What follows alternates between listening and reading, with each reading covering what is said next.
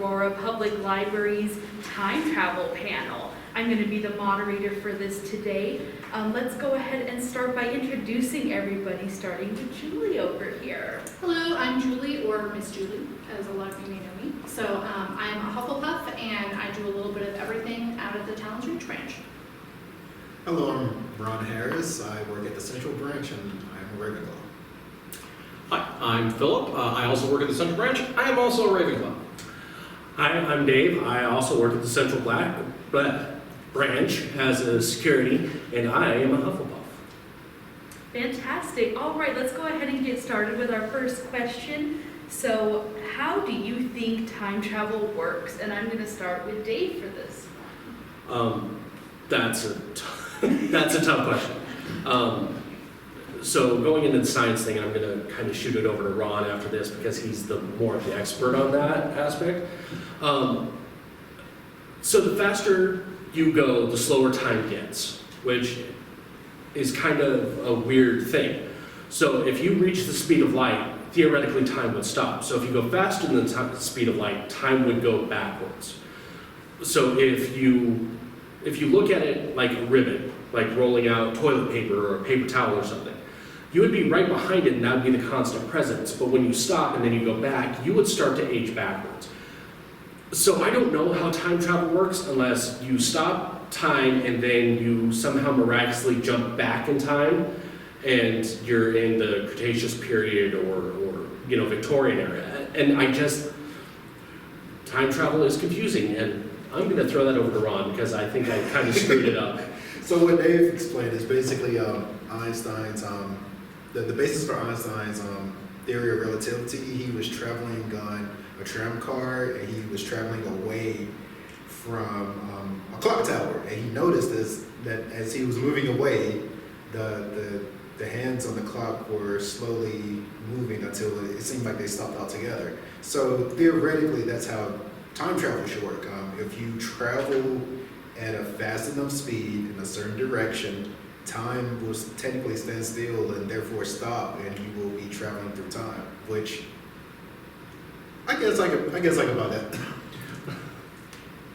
I still think wibbly wobbly giant ball of stuff. Yes. Well, but that would be the other aspect of it is because that would mean time could be manipulated. So wouldn't that make time a particle? Yes. Because there would be, I don't know, like chronotons, I guess would be, because I'm a Trekkie. So that would be chronotons that you could create and even pair together to make a vortex that you could go back in time. Hashtag first contact. So like I don't understand. Is it timey wimey wibbly wobbly or is it linear? Like does it go back and forth? I come from it from the wibbly-wommy, timey-wimey perspective. So for me, I typically indulge into time travel when it's generated by something like magic or, pop culture tropes like Pym particles, things like that. So, all right. Just keep picturing that gif where they're like, both, yes, both. So, okay, yeah. Perfect. All right. Why don't we talk about time loops now? Philip, did you want to start? Favorite time loop in movies? Favorite time loop. Groundhog Day is kind of the standard. That's always a fun one. But like if you look at Doctor Who, which is ostensibly a show about time travel, it doesn't actually do that much interesting with time travel. But there are occasional time loop episodes, which are always a lot of fun, even if early Doctor Who makes them slightly ridiculous. But and here's my thing with the time loops is time loops would create almost like a spring type effect, right? So it would start going and then there would be each ring of a spring and it would just keep going and going and going because you just keep looping. And and I don't know, Groundhog Days is another one of those ones, that's difficult to kind of Magic. It's magic. But he changes everything, but it keeps going back. And so when you look at like Terminator, when he goes back in time to try to kill John Connor, wouldn't he just keep looping back even if he killed John Connor? Yeah, and that's a predestination setup anyway. Right.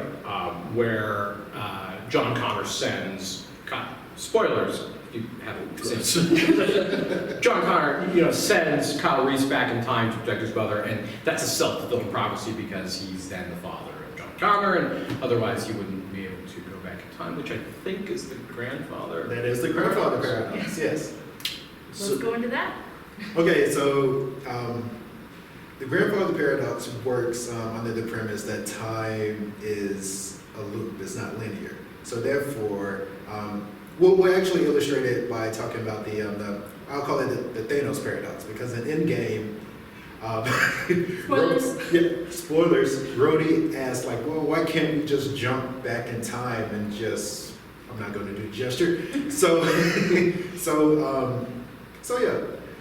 They did explain, well, if you go back in time and change that, then you basically change your future, and that future becomes your past. So under the grandfather paradox, if you were to go back in time and change that event, therefore you wouldn't exist anymore because time is a loop. Also, what happens with that is a thing called superposition. So if you flip a coin, like you see both sides of the coin at the same time as it's spinning on the table. So therefore, along with this loop, there's another loop happening. So under the grandfather paradox, if you go back in the past and you change something, then that loop now intersects with the loop that you were previously in, and that becomes your present. So that's how that grandfather paradox works.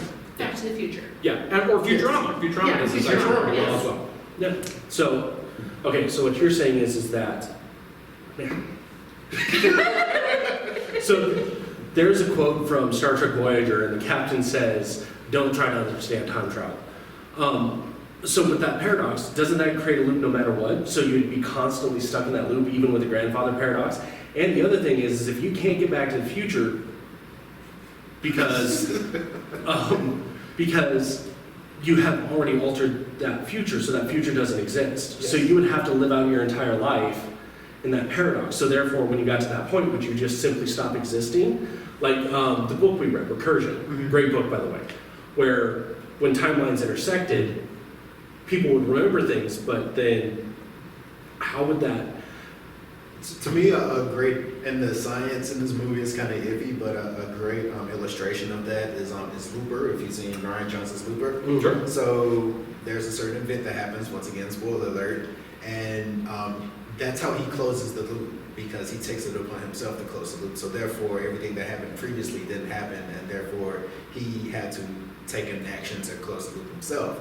So yeah, what you're basically saying is, like, yeah, you would have to live out that point, and therefore, like I said, like if you go back to that past, like that past that you changed now becomes your future, so you would just have to live that out going forward. It's like Back to the Future again, Back to the Future 2, where he draws the Everything line. goes back to and- Back to the Future. Yeah. The alternate 1985. Although to go to your Star Trek quote point, Looper also has a lovely conversation in which one of the main characters says, "Let's not talk about time travel because we're going to end up being here all day long, drawing diagrams and straws." That is very true. Well, then you get weird things like in Next Gen, where they end up meeting the old Enterprise, and then Tasha goes back with the old Enterprise, and then there's this whole thing Yeah, with and does that Tasha's create- daughter, And does that create a branch timeline with Tasha's daughter that is separate from the Kelvin timeline? Throw it out there. So, it would almost have to because, well, see, and that's where the time travel thing comes in because that was back in the past. Mhm. And so with Tasha being back there, which is my favorite Next Generation episode, by the way, it's called Yesterday's Enterprise. I highly recommend it. I don't know if that would create the branch or if that was that predetermined destiny. It's always supposed to be I this feel like way. it Yeah. would be a branch though, because like Guinan is very like, there's something wrong, this is wrong. Right, but then when she gets back to it, Guinan's like, everything's true. fine. Everything's the way it's Everything's supposed, fine, yeah. everything the way it's supposed to be. And there would be minor changes to that because she was, even if it was only for half of a season, one of the main characters. So there would be changes to that. And there would be, I don't know, that is a very weird situation. And that's also a great example of, does it branch like in the Kelvin timeline where, Spock goes back in time and suddenly we now have two different timelines for Star Trek. Mhm. So, and that kind of goes back to the looping thing, and Which we probably should explain. The Kelvin timeline is the J.J. Abrams films for the Star Trek franchise. And then there's the Roddenberry timeline, which is the original Enterprise, Picard, Cisco, and Janeway. Which coexist, because if I remember the conceit properly, the Kelvin timeline is a branch timeline. It does not necessarily invalidate the original. Picard is on the new timeline. No, Picard's not on the new timeline. They're just incorporating some of the stuff from the Picard timeline. So what happened was that the true Trekkies, we got very upset with the Kelvin timeline branching off. And so they had to create Picard, where the Spock from our timeline went into the Kelvin timeline. And so Romulus was actually destroyed. So if you watch Picard, you'll understand what I'm saying. So that's how that's kind of branching off. And then you've got Discovery, which is somewhere in between those timelines, and we don't know exactly where Discovery fits in. And Discovery has dealt a lot with time travel too. Like the second season of Discovery, I think they're now 3,000 years into the future, which to me is kind of a bit far for whatever, because if you watch all the time travel episodes of Star Trek, and there's a lot, there's quite a few. The Federation didn't exist in 3,000 years. So there's a lot of things with the Star Trek timeline. Well, and then another really good one would be in Deep Space Nine, favorite episode, and I cannot remember the name, when Cisco and Bashir and More troubles. no, that's a great one too. Trials and Tribulations. When they go back to San Francisco and then they're in the sanctuary cities. The same, Yeah, and so he ends up killing. It's right there, the name. I know what you're talking about. Yeah. And he has to take over for the guy, because if he how doesn't. much did that change it? Yeah, well, and that's the other thing is that they said we would have noticed any changes when we got back. And they did that with Trials and Tribulations as well, because the Time Bureau, or whatever they were called, those two guys say, why is it that they always say that? So, and that could also be one of those things, because maybe when you go back into the future from being in the past, your mind alters to that perception. Well, I mean, it could also just be it's a change that was so small that it really affected someone else's life, but not. Like The Simpsons when he kills a mosquito. If you ever travel back in time for some reason, kill anything. It could change the future in Just ways don't you step on can't the possibly butterfly. imagine. Yeah. Right, so I was actually going to say I think we would be remiss to discuss time travel without discussing the butterfly effect. So do you have a favorite movie, Julie, or show that utilizes the butterfly effect? We're rewatching Doctor Who right now, and the episode where Martha, they go back to Shakespeare, which is just a really funny episode, and she says, what happens if I step on a butterfly? Am I going to kill my grandfather? And he's just like, why would you step on a butterfly? Just don't step on butterflies. And again, The Simpsons, Homer's wedding advice from his father, and one of the early Treehouse of Horrors, he travels back to prehistory, and then ruins the future in several different ways by subtly altering things. Well, and then there was, what was that? There's a movie where, I can't remember the name of it. Anyways. Who's in it? I'm the walking IMDb. So I don't know his name.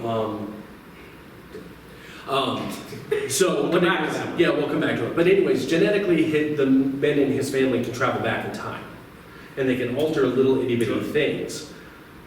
And talking about the butterfly effect, he goes back and he does something different for his dad or something like that, and then he comes back and his son's gone, but he has a daughter. And so he jumps back in time trying to get his daughter back constantly. And surprisingly, it's a love story, so it's not this whole tragic thing.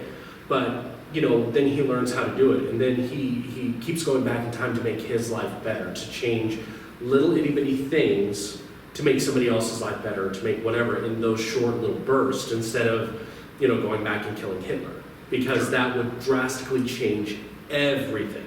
And that's what everybody talks about, especially with the butterfly effect. Mm-hmm. Imagine the world, as horrible as this is going to sound, if we killed Hitler.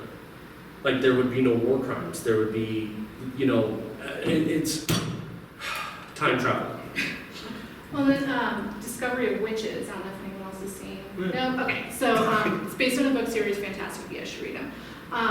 And so they travel back in time, and one of the characters is a vampire. So when they go back to, I think no, it's not Victorian England, like the Middle Ages England, he like they're trying to figure out what happened to himself because he goes back and there are now two of them. And so it's like they have this whole discussion about how his other self is missing, and then once he goes back to the current day, the old self will pop up.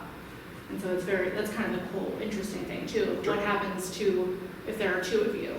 Because Back to the Future, there are just two. Marty's running around. Yeah, which is why I prefer it was always meant to happen this way, time travel trope. Yeah, it just makes everything simple. Kate Leopold. If you only know Hugh Jackman from the X-Men franchise, watch Kate Leopold. The elevator doesn't work. I've never seen that. I'm gonna have to watch It's that. super cute. Yeah, it's another time travel. Obviously, it's time travel. Well, like Bill and Ted being able to say, "Man, I wish I had a blah." Oh, look, I have it because I will put it here later. Or earlier. Which brings up the question of predestination with time travel, because do you have free will if time is defined? Do you make it up as you go along? Are there multiple variable futures that you can explore, or is it all a closed loop? So this is the point where I would like to talk about like the best illustration I've seen of the butterfly effect, and therefore, and not only that, but also like the many world theories, because it works off into that.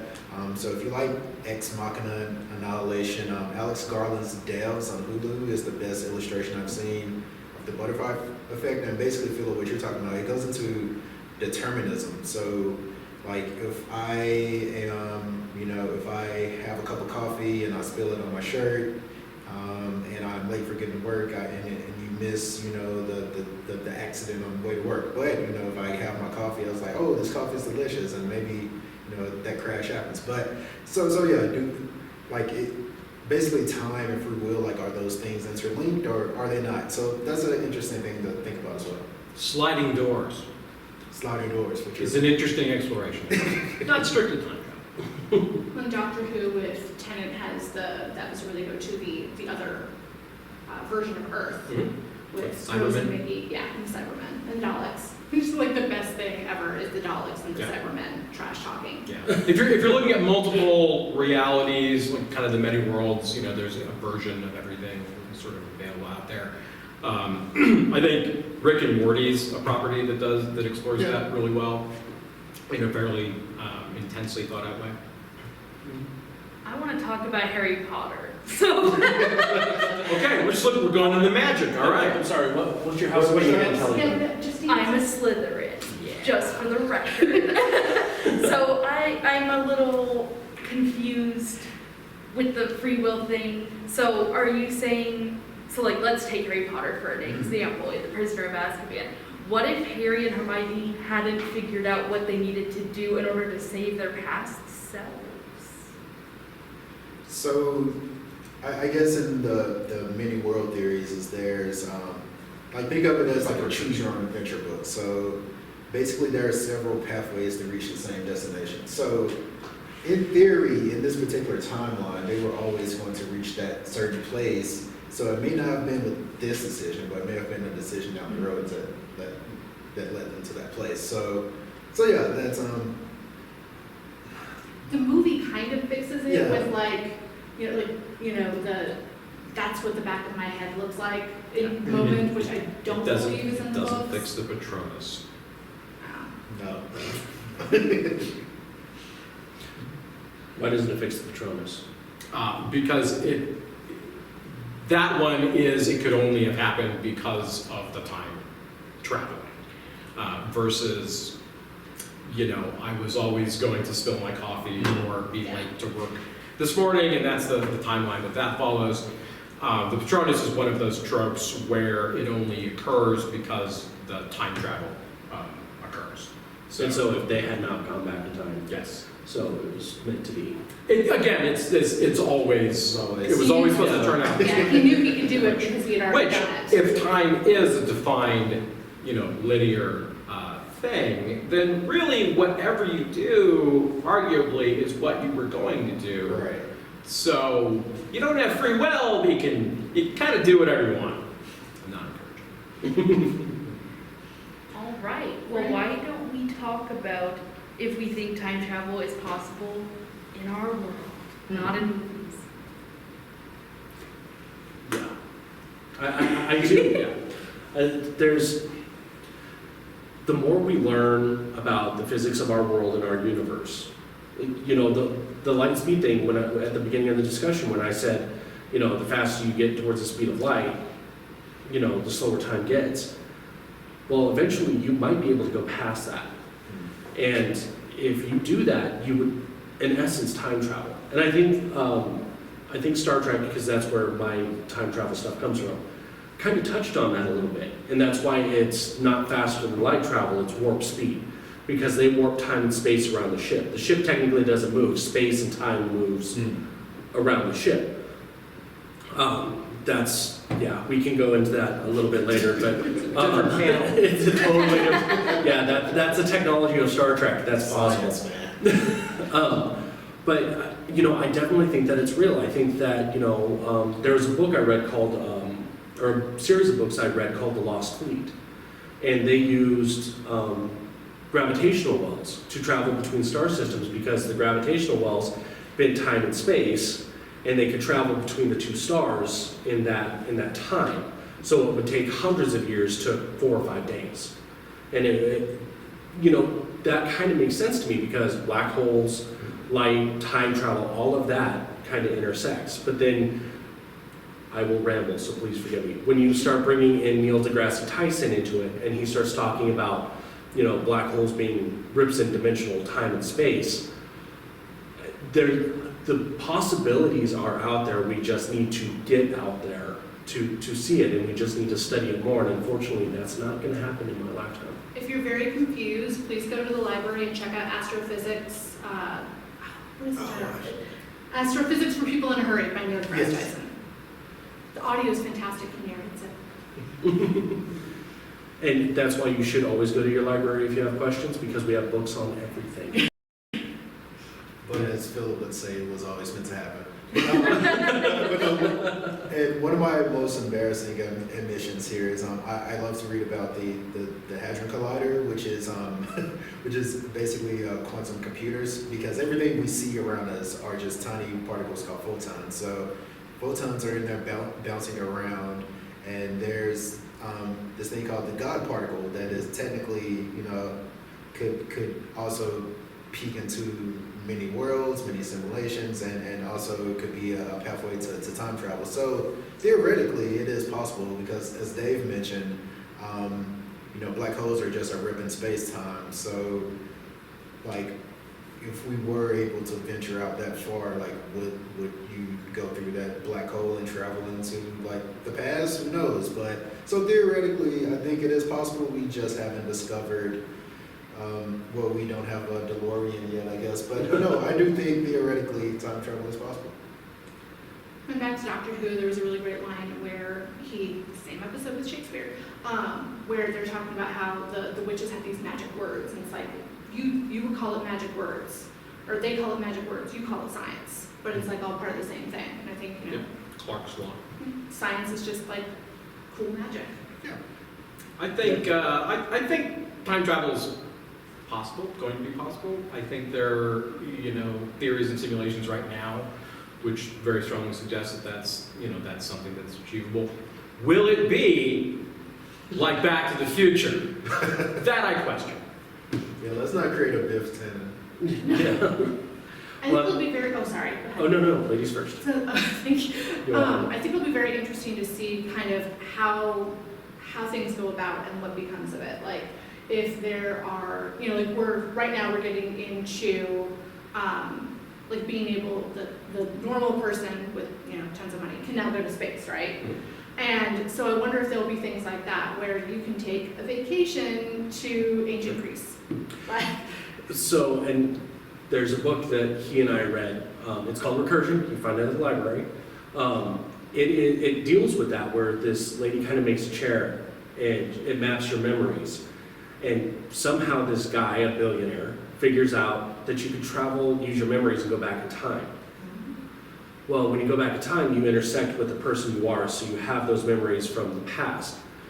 They want to use it for entertainment value. And the problem is when you do that, it kind of blows everything out of proportion because you're changing your entire life for fun. Sounds like almost like a Ready Player 2 type. It's close, but it's a little bit Yeah. it's a little bit more adult-ish in the way that things happen. So it's not so much fun. There's also loops back to superposition, and your loop creates like an infinite loop. So therefore, if you travel back in the past and intersect with yourself, like that now becomes like Yeah. Or you could just use it to, take people and send them back to an earlier period in history where things are a little bit nicer.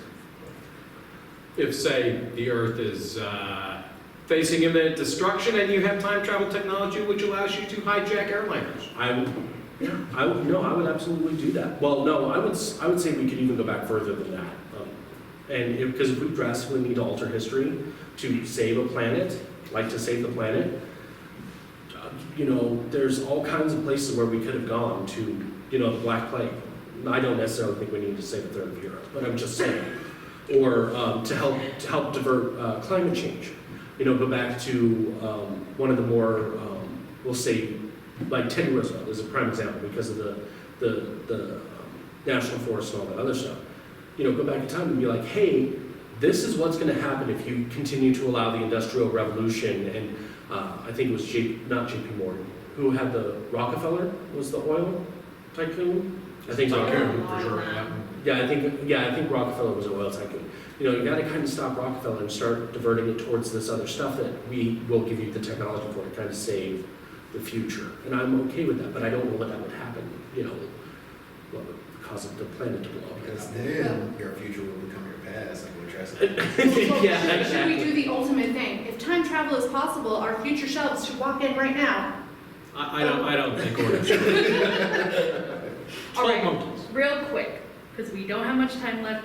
What is the best time travel movie in your opinion? Quickly make your case. I'm going with Back to the Future. Case for that? The case for it was whimsical and fun, and it actually kind of held bearing. Because we were discussing this earlier, I'm going to say Time After Time, 1979, Oh, Malcolm McDowell. It's H.G. Wells, travels back to the 70s, chasing Jack the Ripper. And if you haven't seen it, it's definitely worth your time. Philip actually just briefly mentioned mine is 12 Monkeys. Bruce Willis and Brad Pitt is an amazing movie from 1994, 1995. I was way too young to be watching that movie, but no, it's fantastic. It's very weird, but it's a really good time travel movie. I'm slipping on the title, and we'll probably remember Philip, but it's had Christopher Reeves in it, and it's from like. Remember When? Yes, that is fantastic. Because Yeah. it's like the whole idea of being able to like convince yourself that you can go back in time. And we didn't touch on it we really didn't touch on it, but that's another time travel trope, which is the unstuck mind, Slaughterhouse 5. Ooh. We forgot about Sam. All right, well, that is all the time we have for today. Thank you all for discussing time travel, and thank you to the viewers for joining us in discussing time travel.